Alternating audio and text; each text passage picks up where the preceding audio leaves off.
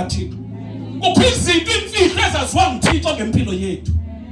Esibazalwane siqhubekeka simkhonza uThixo.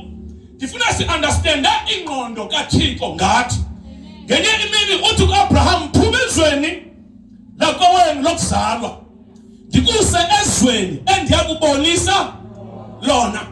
Eli lizwe amsakulo uThixo u-Abraham, it was a physical location. It was not a spiritual location, it was physical.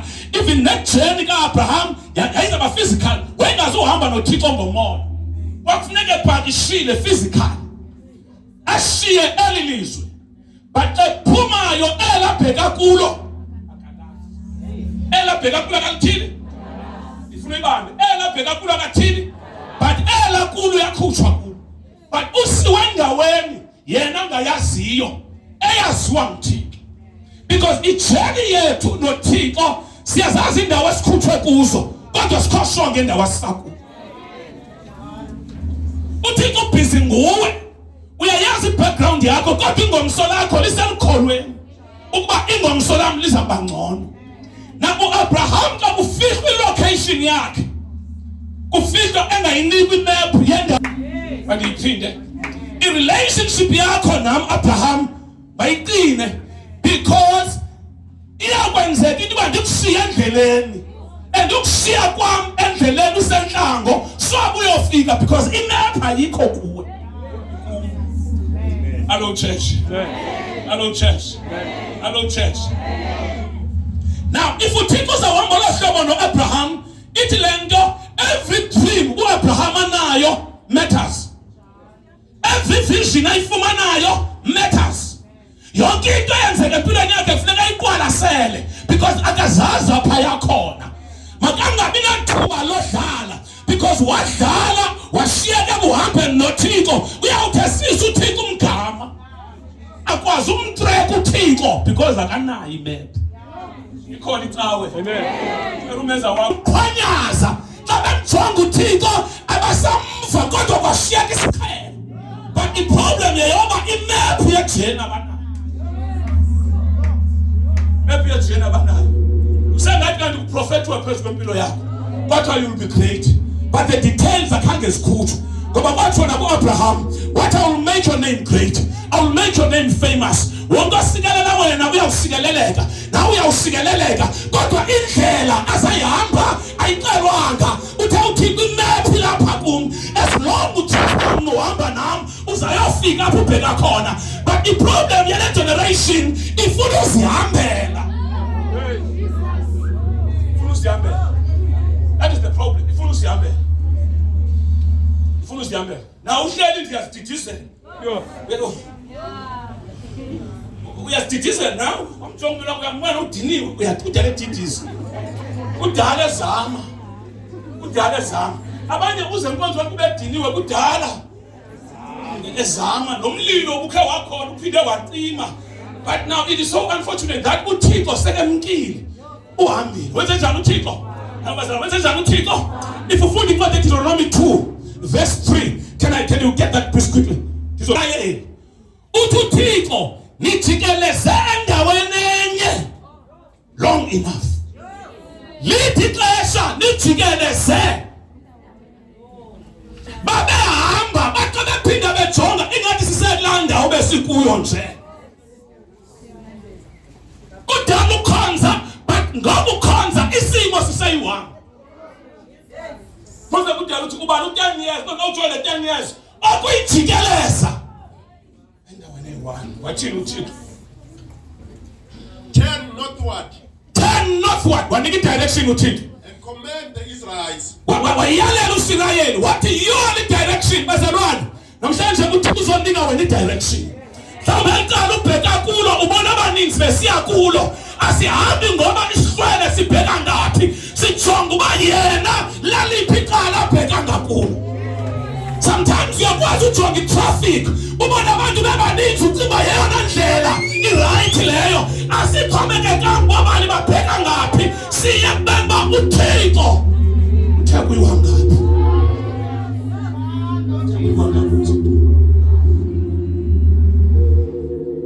Asikhomekekanga uba ubantu owaziwayo ubheka ngapha. Ngoba kungenzeka kuba naye imepha kanayo. Mepha kasathi anayo. Wathi jikeleze lentaba ixesha elide. Lithi ixesha. Linjani ixesha? Asibale iminyaka isindiswe kufanele ukude. Asijonge ixesha olibanayo nokusindiswa kwakho bekufanele ukude. But kukhona apho iphongule khona. uAbraham kwafuneka enze sure ukuba kuzo zonke into asibonayo akalahlekwa nguThixo. Noma kuvela istorm but akalahlekwa nguThixo. Noma uyahletywa ngabantu akalahlekwa nguThixo. Noma uyaliwa ngabantu kodwa akalahlekwa nguThixo because indlela yakhe isakuhambeni noThixo. Kwafuneka jonge uThixo xa ehambayo. Ithi iBhayibhile uIsirayeli wayekhokhela lilifu ebusuku umqulu womlilo because imephu uIsirayeli akanayo. Imephu nguJehova xa ehambayo abajonge umqulu. Wafika umqulu ukhephisha abahambi bayahlala because i-direction isemqulwini welifu. Kuthiwa during the day yayibani lifu. Yayibani lifu direction. Kukho izinto ezaziwa nguThixo. Kukho izinto loba ungazithandazela ezingazuthilwa. Athi uThixo hlala kum. Athi uThixo ingomso lakho li-guaranteed xa uhleli kum. Bangaprofetha abaprofethi bathathe yonke into kodwa yikho ivoice. Ingomso lakho likuThixo, alikho semagwirheni, alikho semadimoni. Ingomso lakho lisezandleni zikaSimakade, lisezandleni zikaJehova. Bangathetha abantu kakubi ngawe but ekugqibeleni kuzawugqibela uSimakade, kuzawugqibela umdala wezintsuku. Ingomso lakho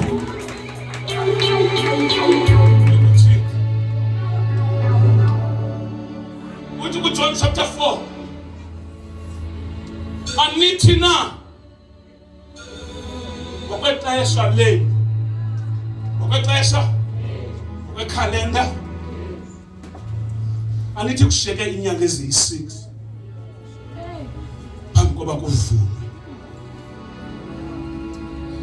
Into zikaThixo zivamisile ukuphambana nento zabantu. Mama ndiyiphinde. Into zikaThixo dedi zivamisile ukuphambana. Liyakwazi icebo likaThixo uthi wena abantu bebheka ngapha, bebhekabe libe likaThixo icebo libheka ngapha ngawo. Into encwadi bathi abantu empilweni yakho besabambe uchapter 3 wesiganeko zakho. uThixo sekuchapter 10 lempilo yakho. Kanti behamba nje bona basajonge uDekeda chapter number 3. Kanti uDekeda sekuchapter number 10. Kunezinto uThixo azenze kwikhalenda yakhe, not kwikhalenda yabantu. Likhona ixesha labantu, likhona ixesha likaThixo. Namhlanje ngizasusa amehlo akho ebantwini. Susa amehlo akho ebantwini. Susa amehlo akho kwinto ezithethwa ngabantu. Susa amehlo akho kwinto ezicingwayo ngabantu ngawe. Uthi uThixo phakamisa amehlo akho. Phakamisa. House of glory. Shout amen. Shout amen. Yenza njani? Uthi kuba bazalwane. Uthi kuba bazalwane. Ifundi ukuthi manje qobe izinto phela. Bazalwane. Not yonke into ethethwa ngabantu into ethethwa nguThixo. Anitsho na. Hallelujah. Na. Uthi inyanga singaphi? Sezine. Zine. Kwenzeke ntoni? Ufuna mntana mfunda.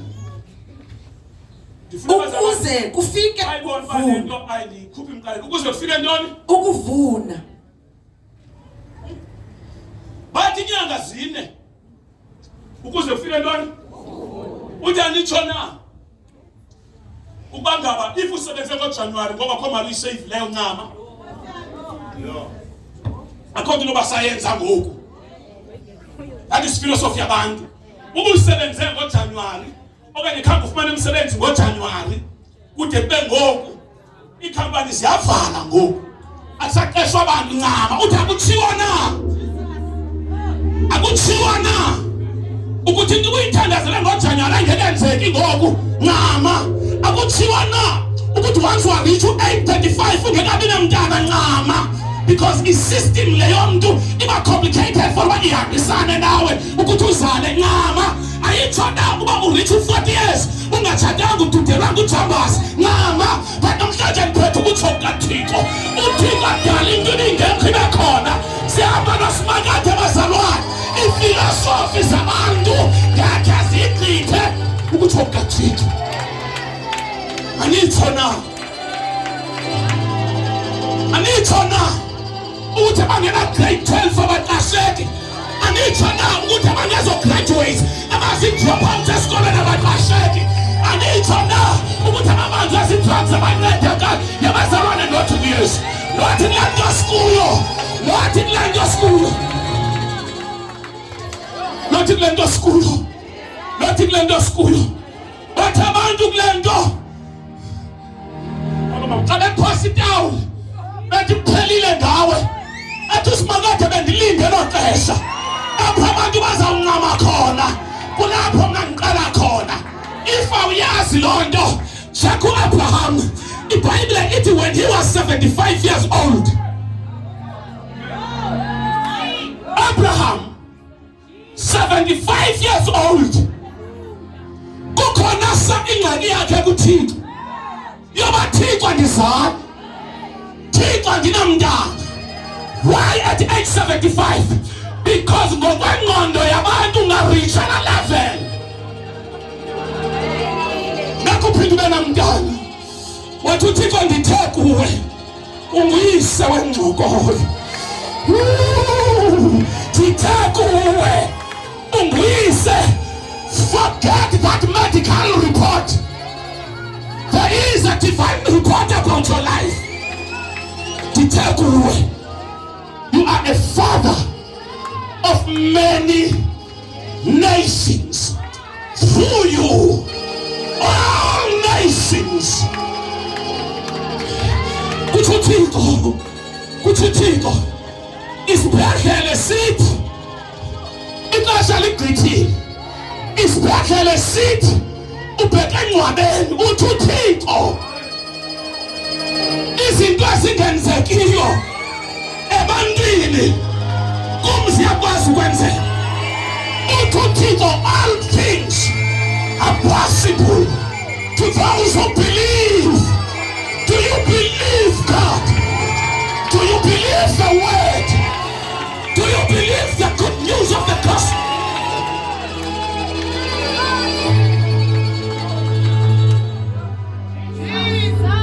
Anithi na uselinyanga ezinde. Anithi na uthi kanti ndiyeke ngezinto ezibikhalenda kaThixo. Yesu ndiyeke ngezinto kwizinto ezisencwadini kabani.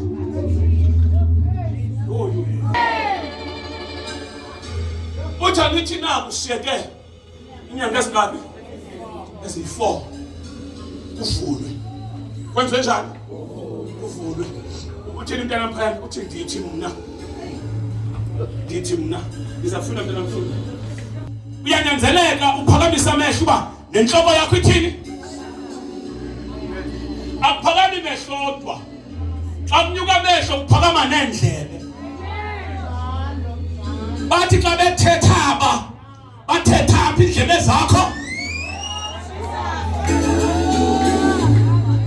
Ungajongi kule nto abantu bayithethayo. Uthi abazalwane ndiconfused into uba xa ndijonge phaa ingomsolamaliyo le nto nina niyithethayo. Xa ndiphakamisa amehlo ndibona into different kunale nina.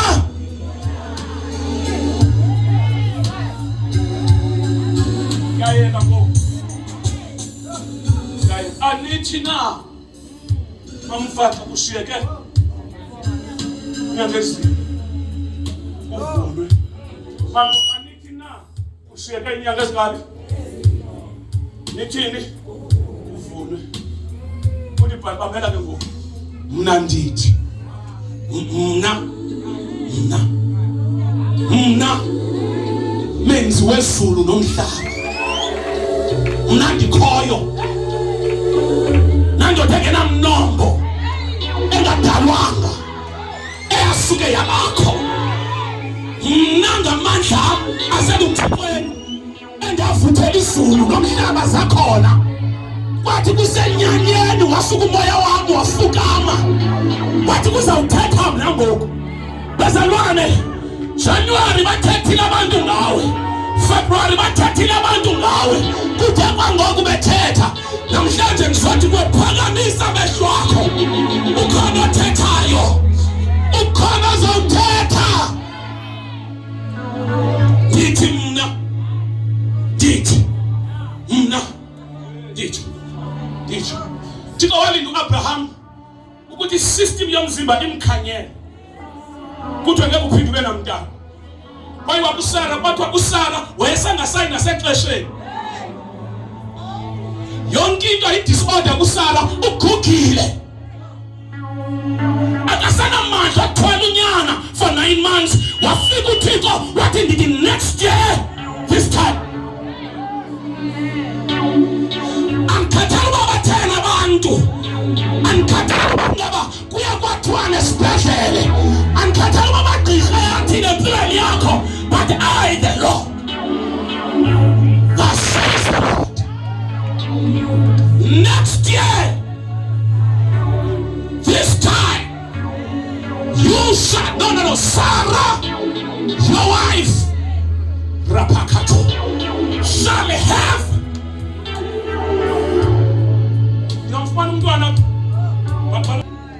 Then what one interest I tell you and back home.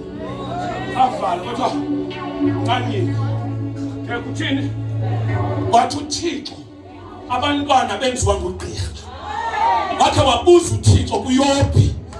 Wathi Yobhi, khonxelele amathambo omuntu. Yayiphi material enziwe ngayo? Izinto zomuntu zithungwa njani? Say wathi uYobhi ehlele ethiswa lilanga. Lo-Thixo wakhulisa umthi. Kwakungekho mthi kusebale, uThixo wakhulisa umthapho. Wafika umthi wegquma uYobhi. Wathi uYobhi esa-enjoy umthunzi, wafika uThixo wawutshonisa. Yambonisa uba indalo yonke. I am a heavyweight champion of the universe, and the mention of my name all means. Ayibazalwane, sizawudlula indaba, kuzawudlula ukuthetha, kuzawudlula ukwenza, kodwa izwi likaSimakade, kodwa izwi likaJehova liyawuhlala limile. Next year. Next year.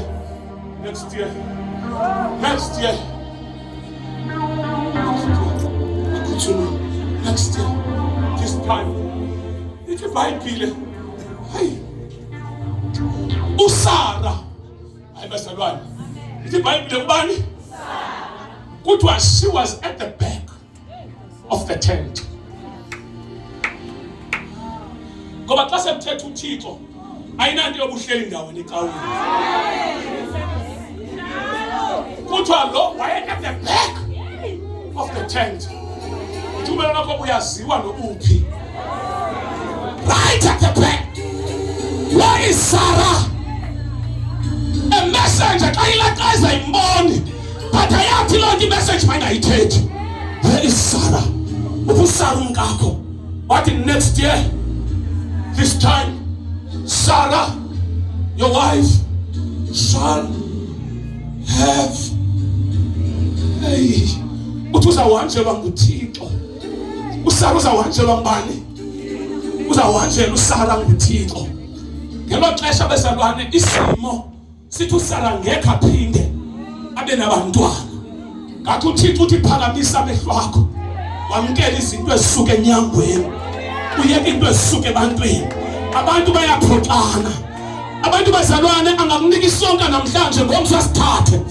ungayibona imali yakhe ingena namhlanje kuthiwa 2.5 kuthiwa i-allowance don't allowance, but lo allowance akho guarantee uba na next month izaba khona.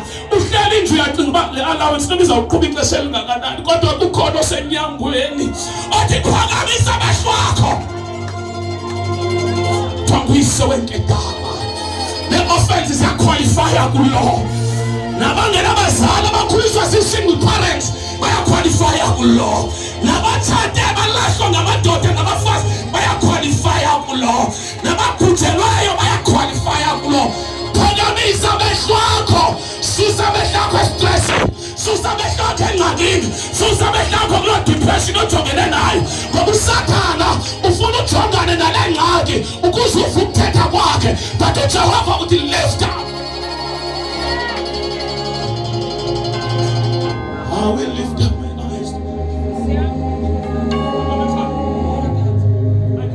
will lift up my eyes. Sophakamisela entabeni apho uncedo lwam luvela khona. Sasithoka into basabona i-Temple Mountains, sacinga uba luvela e-Temple Mountain, watshintsha umbhalo wathi uncedo lama luvela kuJehova odalileyo izulu. I will lift up my eyes. Athi uDavide ngitsalele edwaleni. Uthole Davide uthi Lord ngitsale. Xa umbona isityakile Thixo songishiya ngitsale. Ngitsalele edwaleni eliphakame.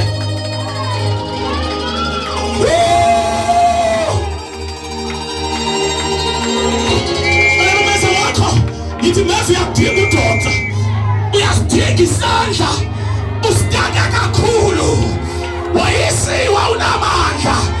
Ngitsale Jehova, ngitsale Jehova. Mandingaphelele nhlango, mandingaphelele ehlazweni. Ngitsale anamandla, ngidinga utsalwa. Uthi uDavide ngitsalele edwaleni. Dwala lam elangifelayo, ngebenzelwane, the Rock of Ages, sinedwala.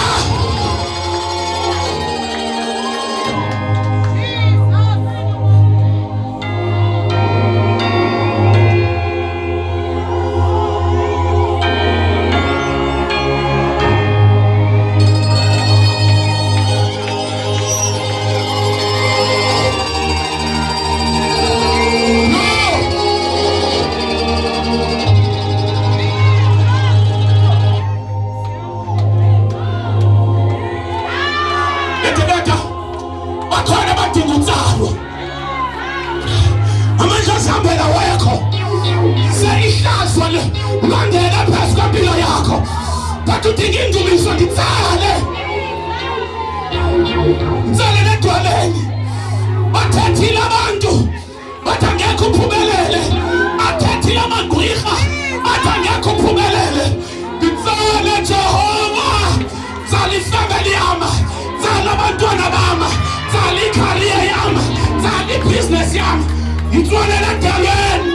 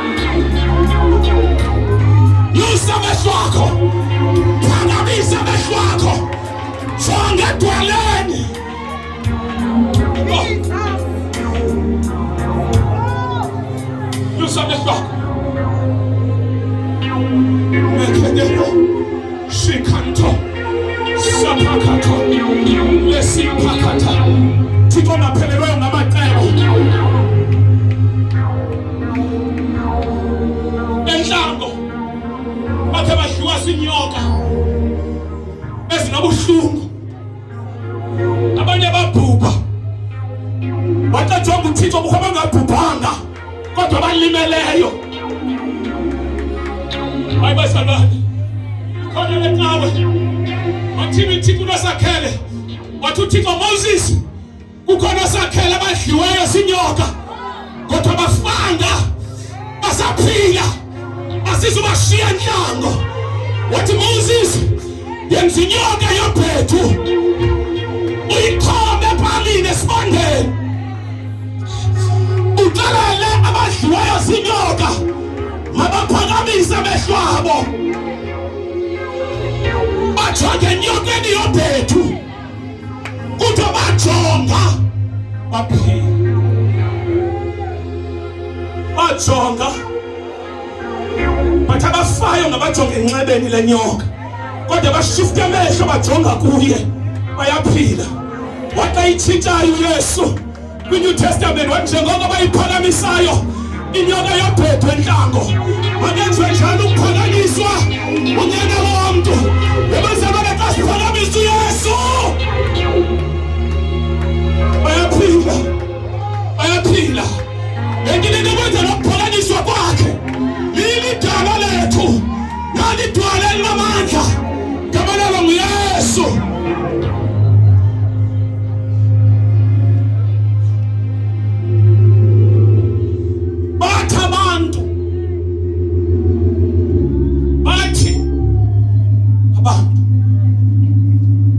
Ushiyeke nyanga zine uvuna. Bathi abantu ushiyeke leminyaka mine ufike ku-40 nama. Bathi abantu abathi akunakhona into basayenza kule age. Bathi abantu ushiyeke we still have 4 months. Wathi uThixo ndithi mna lift up. Church of God, are you ready? Ukusuka kule season ukuyo ungene kwi season that the Lord has provided. There is a season and the season is ready. Ndijonge the season njani? Abantu isizini ithi usaza umkantsaza inyanga ezine. Uthi uThixo manje kushifte. Namhlanje uThixo unithumile kuwe ukuthi manje izokushifta. Manje kushifte. I'm shifting you now. Allow the Holy Spirit to use me. Allow God. Allow God. Today when you woke up as a failure in life.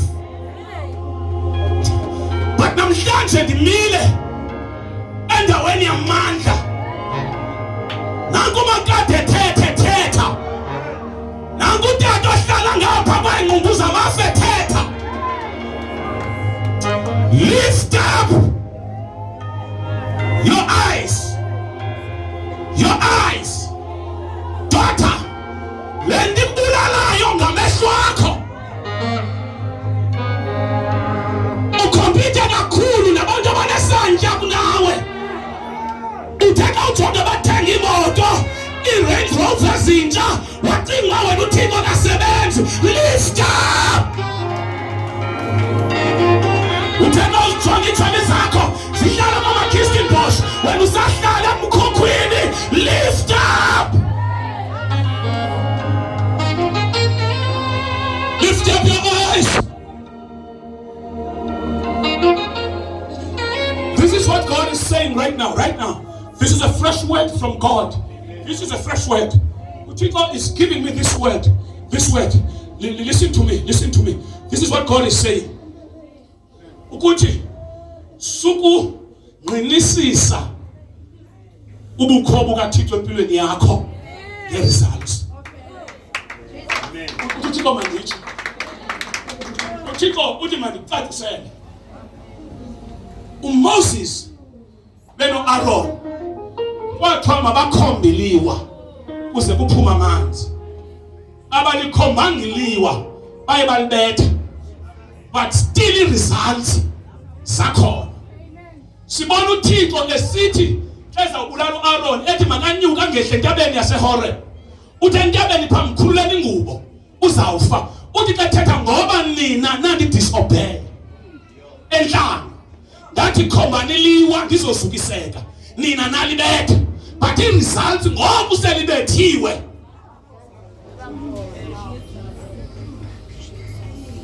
Wasimamjonga uThixo nge-results. Masigqithe sijonge isource. Sijonge ntoni? Sijonge ntoni? Ebazalwane, sinokujonga ngoba unemali sithi uThixo sibona imali. NoSathane imali unayo. I-kingdom ithi ngamandla kaThixo atyebisayo. Mandla kabani? Insikelo kabani ethile? NoSathane uyatyebisa. But uSathane xa etyebisayo utyebisa at the cost of your life.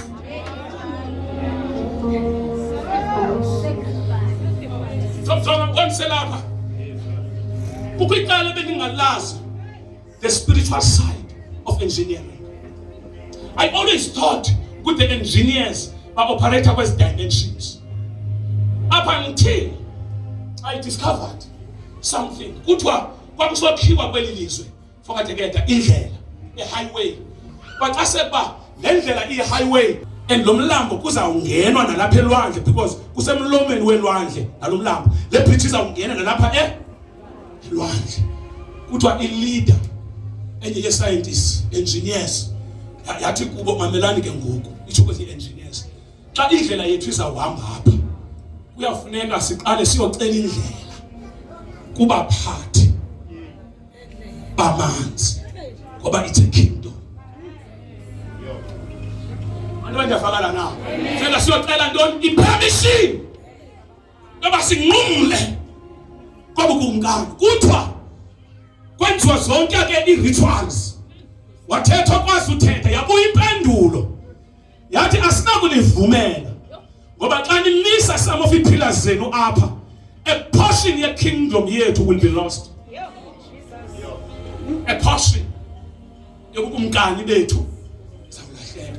Kwathiwa into emaniyenze you must purchase this portion ebukumkani besilun sibulungela unithengisela incenye babusi bomnye ithini price.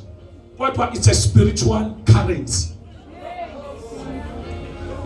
It's a spiritual currency. The guy or a leader, the project was a Christian. What up speak hapo? What in lahlekile? Xa kuthetha nge spiritual currency. Hey, atu Yesu ngelela igazi was 10. There was a transaction and the currency was the blood. So igazi it's currency. Kwathiwa kuni sifuna aba bazi leaders. Sifuna sacrifice ya firstborn zabo. Bathenge this portion. Xa umelane wakho ayikho into yamahala. Kukho abatyebileyo kanti kuye kwakho i-transactions spiritual eziyazenze. Ubona umuntu wena edrive imoto kanokuthi urhale ubona i-results uthi ucinga uThixo akahambi nawe. Zoxelela mna ukuthi umgcini kaSiyeni ukhe wabasustain ngemana endlala bengekafika ezweni elikhala elibaleka amasi nobusi kanti uhamba nawe. Ungafuni. Lift up your eyes. Simeni ngenyawo zethu.